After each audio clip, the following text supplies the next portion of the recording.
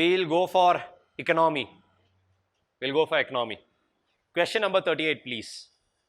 A manufacturing company employs highly skilled workers for low skill and low paying jobs. Such situation refers to A. Underemployment, B. Open unemployment, C. Disguised unemployment, D. Technological unemployment. How many of you are engineers? How many of you have come from a science background? Very good. And how many of you worked in the expected field in which you performed your graduation in? Anyone like that? Like, I did my degree in physics. I was in physics. No, I know half of your background. I don't want to say it. So, in short, you did not get, maybe, that job would have been below your graduation skills, below your requisite degree or postgraduate degree, or maybe even your doctorate. Okay? So, that is how it is. So, this is known as underemployment. This is known as underemployment. Again, a simple definition, it's there in your NCERT. What is underemployment? What is open unemployment? What is disguised unemployment? All this have an understanding of it. It's all there in your NCERT, basic NCERT. Clear? Good? Okay. Then, question number 40. I'm sure that you might not have heard about this, but this is a question which you can use your simple logic to get the answer. Okay? Which of the following statements best describe crude birth rate? Crude birth rate. Option A, absolute number of children born over a period of time, estimated number of live births in account in a month, number of live births in which delivery was not institutional, number of live births in a year per thousand of population. How many say option A? Anyone chose option B? Option C? Option D? Option D is right. Why? Because it's a crude number. They are asking for a crude number. So if you look at the crude number, option A can be removed. Why? It talks about an absolute number. Crude birth rate. See, the term itself says crude. They don't want a fixed figure or something. It's a crude birth rate. Option A can be eliminated. Look at option B and C. Option B can be estimated. It talks about the estimated number. But it talks specifically with regards to a month. Option C, number of live births in which delivery was not institutional. Can we say that's a crude data? That's a highly specific data. Imagine, see, you are all going to become future civil servants. If someone asks you the data of number of live births which happened which was not institutional, do you know how difficult it is to get that data? It's quite easier to get the data with regards to the number of births which were institutional. Uninstitutional births can be many, can be scattered, especially if you are taking for the past 1 year. But crude data is raw data, and option D is the closest one to it. Clear? Absolute number. They are talking about absolute number. Can you round it off? Can we say 22.5? No. We can't say 23, neither can we say 22. They are talking about absolute numbers. That's what. Is it clear? Question number 40, option is D. Take question number 43. In context of the 5-year plan model of India, consider the following statements. The first 5-year plan was based on the Mahalanobis model. Second, the focus of Mahalanobis model was rapid industrialization based on heavy industries. This model, the third statement, this model also gives emphasis on rehabilitation of refugees, rapid agricultural development to achieve food self-sufficiency. Which of the above given statements are not correct? The question asks about not correct. Option 1, 1 only, B, 1 and 3 only, C, 1 and 2 only, and option D, 1, 2 and 3 only. Specifically asks about statements which are not correct. Okay. So, if you are asking about statements which are not correct, the first 5-year plan was based on the Mahalanobis model. Wrong. The first 5-year plan was based on the Harold Dormer model. Okay, you don't know about it, leave it. No one is going to ask. From the second 5-year plan onwards, it was based on the Mahalanobis. From the second 5-year plan, it was based on the Mahalanobis model. And the second statement is right. The Mahalanobis model was based on rapid industrialization, focused on heavy industries. The third statement, since all the statements are talking about Mahalanobis model, this model gave emphasis on rehabilitation of refugees, rapid agricultural development to achieve food self-sufficiency. No. Mahalanobis was focused more towards rapid industrialization, not towards this. See, the second and third statement are opposite to each other, because the second statement says rapid industrialization, whereas the third statement says rehabilitation and agricultural improvement. So either of that, one is right, the other is wrong, or the other is right and the first is wrong. They are opposite to each other. So if you have a basic understanding, the Harold-Dormer model was the first 5-year model. The first plan was based on the Harold-Dormer model, and the characteristic of Harold-Dormer model is mentioned in the third statement. It focused on rehabilitation of refugees and rapid agriculture development for food self-sufficiency. Just think, post-independence, partition happened.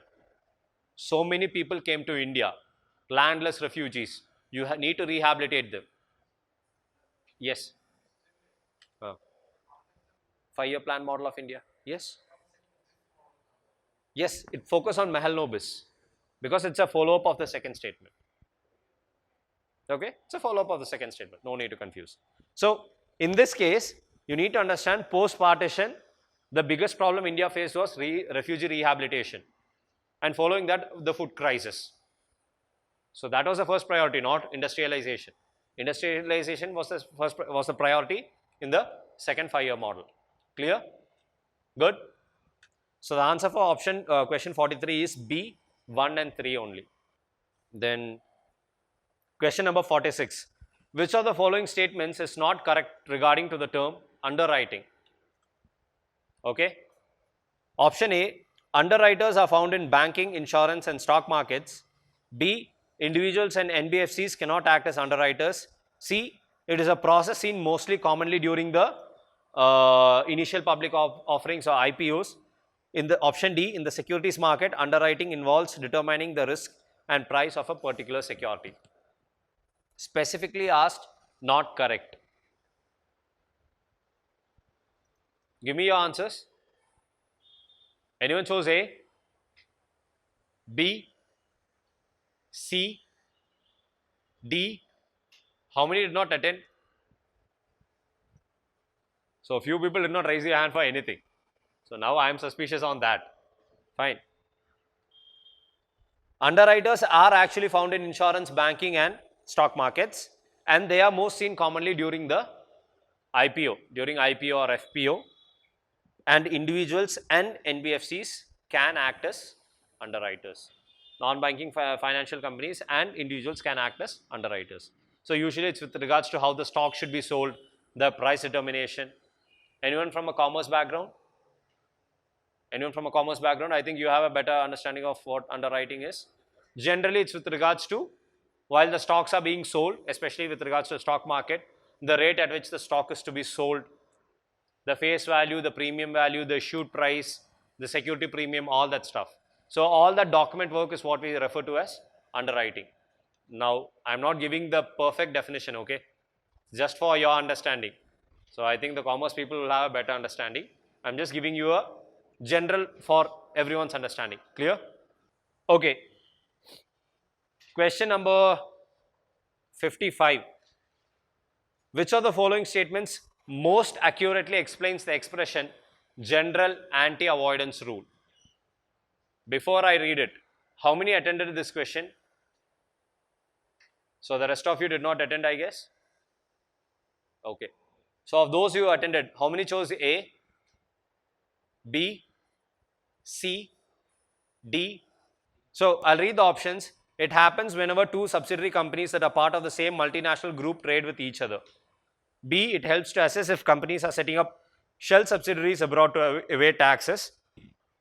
C, it empowers income tax officials to send notices to both Indians and foreigners for suspected tax avoidance. D, these rules ensure that sufficient economic activity takes place in a particular country and determining a foreign company's residential status. Which option can you eliminate? A can be eliminated. Then what is A? Can we eliminate option B? Don't you think B can be easily eliminated? I know some of you chose B, but okay. See, general anti-avoidance rule is with regards to income tax. It empowers the income tax officials to send notices to individuals and companies saying that you are suspected of tax evasion. Now imagine if you get a notice, what is going to happen to you? You will be scared. But imagine this is going to a business. Do you think the business will be able to continue its operations? There will be problems. Or do you think a country will be, or a company will be willing to set up in a country where notices will be sent in case of income tax violation? Okay, I think maybe I need to talk about it a little bit more. How many of you have paid income tax in your life? Yeah, that's the biggest thing. Half of us have not paid, okay, almost none of us have paid income tax in our life. So, income, huh? Yeah, obviously. That's why you're all sitting here. Yeah, I'm sorry. So, but jokes apart, income tax is supposed to be paid, and I've paid income tax. So, while paying income tax, usually it's a faceless assessment. Okay? Don't think you have to go and take some money from your account and pay it. That rarely happens. Do you know how tax is paid generally? It's taken from your salary. It's taken from your salary. You can earn 10,000 rupees, you can earn 50,000 rupees, especially if you are working in a corporate company. Your TDS, tax deduction at source is done. Your tax is already deducted, and then only the salary is sent to you. So when the salary is sent to you, we have, what is the income tax? Below 5 lakhs, you can get rebate. You don't have to pay tax. But unfortunately, even though you can fall within the 5 lakh category bracket, tax will be taken from your salary. So now the duty is upon you. You have to go and say that, sir, less than 5 lakhs, give me back the money which you've taken. You have to go and file it. You have to open the income tax website, e-tax filing, put your PAN card number, say that you prove that your income comes below 5 lakh, and the government will transfer the money back to you. If you don't file it, you are paying. See, the government has given you an option. If you are less than 5 lakh, your money will be returned. But the duty is upon you to prove it. Clear? Now, don't ask me why the government is doing this. It's all, the company's tax, the way to prevent tax evasion. So, this is how it is happening. I don't have to go to income tax office. I can sit in front of my laptop. I can do this. But imagine if a notice comes to me and I have to go and report to the income tax office. Do you think the company is going to be working efficiently? No. They'll have to go behind this litigation.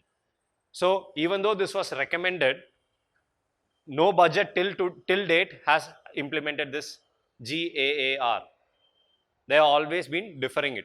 So they set up a committee. I think the Shome committee was set up with regards to the IT to bring about GAAR to empower the tax officials. But till now, it has not been done. Okay, clear? Yes.